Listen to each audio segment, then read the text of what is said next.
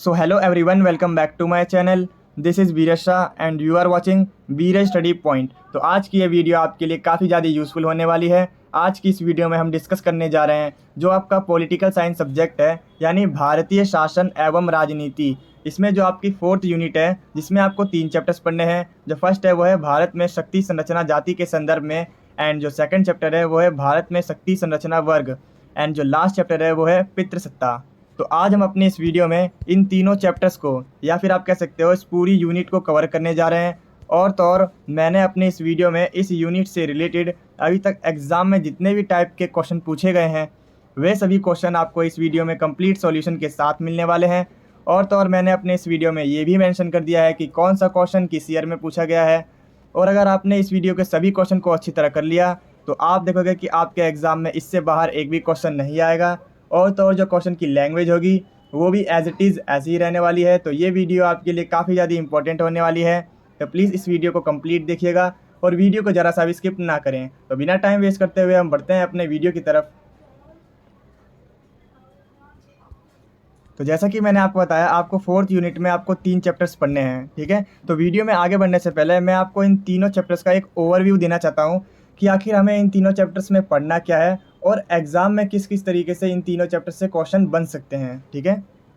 तो अगर मैं बात करूं चैप्टर नंबर 1 की, भारत में शक्ति संरचना जाति के संदर्भ में। अब यहाँ पर ये जो वर्ड है जाति, यहीं से हमारा क्वेश्चन बनता है कि जो भारत में पिछड़ी जाति है, यहाँ पर पिछड़ी जातियों की बात की गई है, वो किस तरीके से पॉलिटिक्स को अफेक्ट करते हैं, प्रभावित करते हैं। अब सेम इसी तरीके से जो चैप्टर नंबर 2 है, भारत में शक्ति संरचना वर्ग। अब यहाँ पर जो वर्ग की बात की गई है, ये मध्यम वर्ग की बात की गई है कि जो मध्यम वर्ग के लोग होते हैं वो किस तरीके से पॉलिटिक्स को प्रभावित करते हैं, ठीक है, उस पर प्रभाव डालते हैं।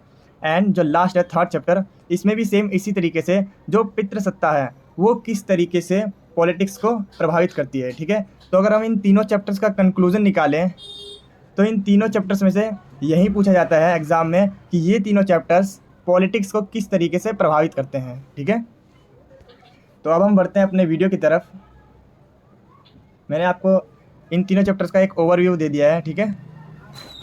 तो क्वेश्चन रीड करने से पहले काफ़ी सारे स्टूडेंट्स के कमेंट आ रहे थे कि सर इन्वायरमेंटल स्टडीज़ पर भी वीडियो अपलोड की जाए। तो डोंट वरी, मैं आपके लिए इन्वायरमेंटल स्टडीज़ पर भी वीडियो ले आऊँगा। जैसे ही मैं पॉलिटिक्स की सारी वीडियो कंप्लीट कर लूँगा, ये जो पॉलिटिक्स की वीडियो है ये 7 से 10 दिन में पूरी की पूरी कंप्लीट हो जाएगी। देन हम इसके बाद इन्वायरमेंटल स्टडीज़ को कवर करेंगे, ठीक है।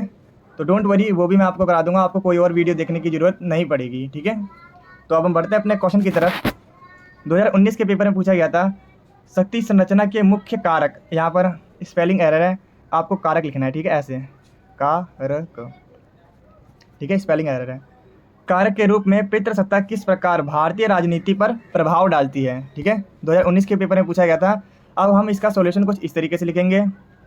पितृसत्ता से हमारा अभिप्राय पितृ की सत्ता से है। पितृसत्ता जो है 2 शब्दों से मिलकर बना है, जहाँ पर पितृ का मतलब होता है पिता और सत्ता का मतलब होता है सत्ता या शासन, यानी कि पिता की सत्ता या शासन। जहाँ परिवार में सत्ता पिता के हाथ में होती है और पिता के बाद उसका बेटा जब इस योग्य हो जाता है तो यह उसे हस्तांतरित हो जाती है। कुल मिलाकर सारे के सारे जो प्रबंधक के जो कार्य होते हैं वो केवल और केवल पुरुषों का ही उन पर वर्चस्व होता है, ठीक है। और यहाँ स्त्रियों के लिए, यहाँ पर स्पेलिंग एरर है, यहाँ पर स्त्रियों के लिए कोई भी अधिकार नहीं है, यहाँ पर नहीं लिख लेना, ठीक है, कोई भी अधिकार नहीं है स्त्रियों के लिए, ठीक है। अन्य शब्दों में यह एक ऐसी सामाजिक व्यवस्था होती है जहां पुरुषों की समाज में भूमिका महिलाओं से अधिक होती है, ठीक है। अब हम इसकी विशेषताओं की बात करें तो जो फर्स्ट इसकी फीचर्स है वो है महिलाओं की तुलना में पुरुषों को अधिक अधिकार प्राप्त होते हैं और निर्णय लेने की प्रक्रिया में पुरुषों को अधिक महत्व होता है। अब इसका मतलब क्या है, अर्थात पुरुषों द्वारा लिया गया निर्णय अंतिम निर्णय होता है, चाहे वो किसी भी मुद्दे पर हो, चाहे वो आर्थिक मुद्दे हो, चाहे सामाजिक मुद्दे हो, चाहे किसी भी प्रकार के मुद्दे हो। जो पुरुष अगर उस पर निर्णय ले लिया तो वो अंतिम फैसला कहलाता है और उस पर कोई भी कुछ नहीं कह सकता, ठीक है। पिता के बाद पुत्र ही सत्ता का अधिकारी होता है, ना कि पुत्री, यानी कि पिता द्वारा जितना भी कमाया गया संपत्ति होता है वो सिर्फ पुत्र को मिलता है, पुत्री को नहीं मिलता, ठीक है। समाज में पुरुषों की मुख्य और महिलाओं की द्वितीय भूमिका होती है, ठीक है।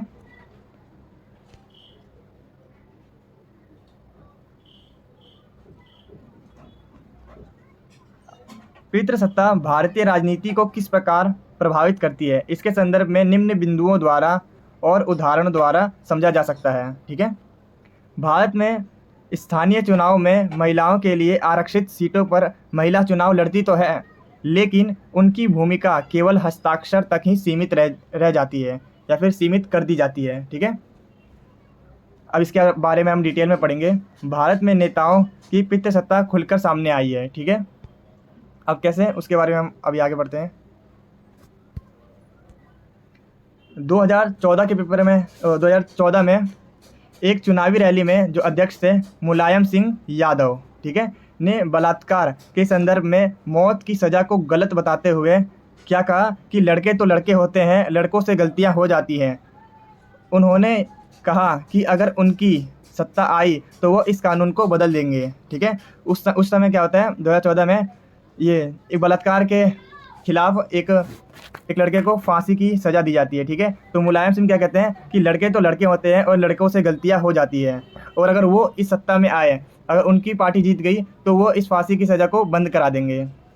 ठीक है, तो इस तरीके से हमें साफ साफ दिखता है कि कैसे पितृसत्ता सामने आती है। ठीक है, कि जो भारत में है वो पितृसत्ता किस प्रकार पितृसत्ता का वर्चस्व है। इस प्रकार स्थानीय चुनाव में महिला चुनाव लड़ती तो है, किंतु उसकी भूमिका हस्ताक्षर तक ही सीमित रह जाती है। ठीक है,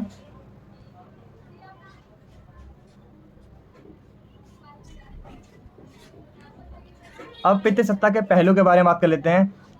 निजी संपत्ति की अवधारणा की स्टार्टिंग कैसे हुई। ठीक है, जो पितृसत्ता है उसकी स्टार्टिंग कैसे हुई, इसके बारे में थोड़ा हम जान लेते हैं। निजी संपत्ति की अवधारणा तथा स्त्री के प्रजनन क्षमता पर नियंत्रण। जब हमारा आदिवासी काल था, परंतु जैसे जैसे समाज में कृषि आधारित होता गया, जैसे जैसे हमारा समाज कृषि आधारित होता गया, उनकी निजी संपत्ति की अवधारणा बढ़ने लगी। यहाँ पर बढ़ने लिखना है,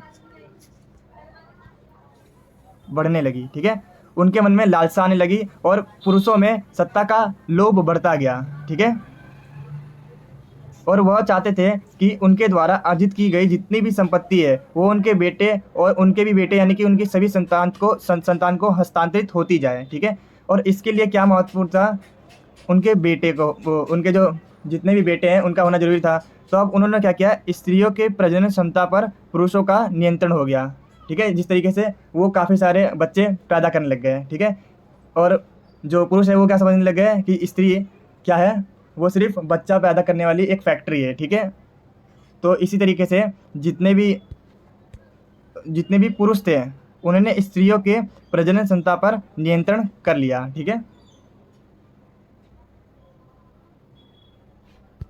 अब नेक्स्ट पॉइंट है हमारा श्रम शक्ति पर नियंत्रण। पितृसत्ता के अंतर्गत पुरुष स्त्रियों की यौनिकता पर तो नियंत्रण करते ही थे।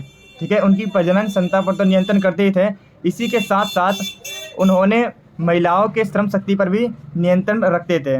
इसके अंतर्गत स्त्री जो है वो घर के कार्य करेंगी और बाहर पुरुष कार्य करेंगे। इस तरीके से उन्होंने समाज में बना दिया, और इस तरीके से क्या हुआ, महिलाओं के बाहर आने जाने की आज़ादी सीमित रह गई। ठीक है,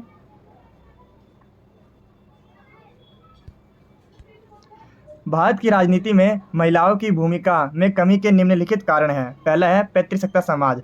राजनीति में महिलाओं की भागीदारी का मुख्य कमी का कारण क्या है, पितृसत्ता समाज है और इसकी रचना और इसकी कमियां हैं। इसके कारण इसके कारण क्या होता है, महिलाओं को कम अवसर मिलते हैं तथा वह राजनीति की प्रतिस्पर्धा में पुरुषों से पीछे रह जाती है। ठीक है, अब सेकंड पॉइंट है घरेलू जिम्मेदारियां।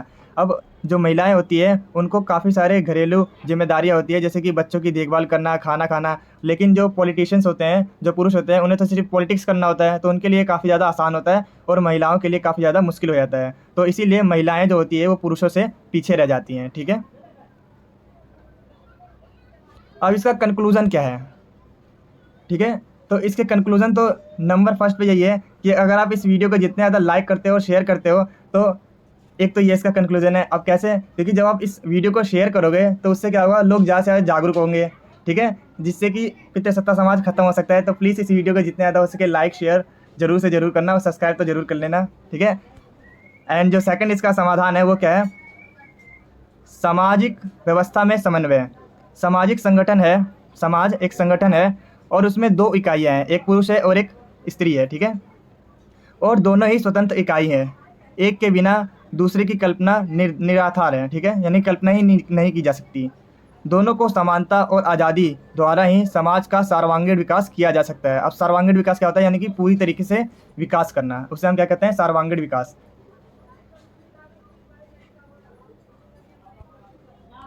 नेक्स्ट पॉइंट है शिक्षा की एक रूपता। पिता समाज स्त्रियों की शैक्षिक हेतु उदासीन है, यानी कि वो क्या करते हैं, उनके अनुसार स्त्री को शिक्षा की आवश्यकता नहीं है तथा उसे घर रहकर जिम्मेदारियां संभालना चाहिए। लेकिन अगर ऐसा ही रहा तो शिक्षा संकुचित रह जाएगी, यानी कि शिक्षा बढ़ेगी नहीं, वो उधर तक सीमित रह जाएगी। जबकि जो उन्नत समाज है उसकी पहचान पता क्या है, शिक्षा ही है, कि वहाँ पर पढ़े लिखे लोग ज़्यादा रहते हैं, ठीक है। और अगर स्त्रियाँ ही पढ़े लिखे नहीं रहेंगी तो वो देश के विकास में किस तरीके से योगदान दे पाएंगी, ठीक है। नेक्स्ट क्वेश्चन है 2018 के पेपर में पूछा गया था, समकालीन भारत में जाति आधारित राजनीति की वृद्धि हुई है, परीक्षण कीजिए। 2017 के पेपर में पूछा गया था, पिछड़ी जातियों के लामबंदी ने भारत की राजनीति को किस प्रकार प्रभावित करता है, ठीक है। अब यहाँ पर ये जो वर्ड है लामबंदी, इसका मतलब होता है संगठन, ठीक है। जिसे हम इंग्लिश में इस वर्ड से जानते हैं, इसमें की एक स्पेलिंग एरर है, वो भी मैं आपको ठीक करा दे रहा हूँ। ये है स्पेलिंग, ठीक है, इसे आप लिख लेना, एक ही बार एल आएगा, गलती से यहाँ पर 2 बार एल टाइप हो गया है। इसका सॉल्यूशन हम कुछ इस तरीके से लिखेंगे, भारत एक विशाल देश है जहाँ बहुत अधिक धर्म और जातियाँ विद्यमान हैं। पिछड़ी जातियों को हमेशा ही हीन भावना से देखा गया है, अतः यह राजनीति में सदैव पिछड़ते जा रहे हैं। अतः राजनीति के लिए उनका लामबंदीकरण हुआ है, यानी कि उन्होंने अपना संगठन बनाया है, जिसे अंग्रेजी में हम इस नाम से जानते हैं, ठीक है। अब इन्होंने अपना संगठन क्यों बनाया, क्योंकि जैसा कि आपको पता होगा संगठन में शक्ति होती है, यूनिटी में काफ़ी ज़्यादा पावर होती है और कोई एक अकेला ऐसा नहीं कर सकता। इसलिए इन्होंने क्या किया, अपने संगठन बनाना स्टार्ट कर दिया। लामबंदीकरण के 4 प्रमुख उपकरण हैं। पहला है जातिगत संगठन, दूसरा है पिछड़ी जातियों के संघ, और तीसरा है राजनीतिक दल, और चौथा गैर दल संगठन, ठीक है। स्वतंत्रता के पश्चात भारत ने पंथ निरपेक्ष राज्य की संकल्पना का संकल्प लिया था, जिसमें इस देश में अनेक धर्मों को माना जाएगा। पंथ निरपेक्ष राज्य, जिससे हमारा अभिप्राय यह था कि भारत ने लोगों अपना अपना धर्म मानने का पूरा अधिकार होगा और राज्य सभी धर्मों को समान समझेगा। परंतु इसके बावजूद भी पिछड़ी जातियों और धर्मनिरपेक्षता की चुनौतियां दिन प्रतिदिन बढ़ती जा रही हैं, ठीक है। और ये अपने संगठन, इसी कारण इन्हें अपने संगठन बनाने पड़ रहे हैं, क्योंकि कोई एक अकेला सभी कार्य नहीं कर सकता, ठीक है।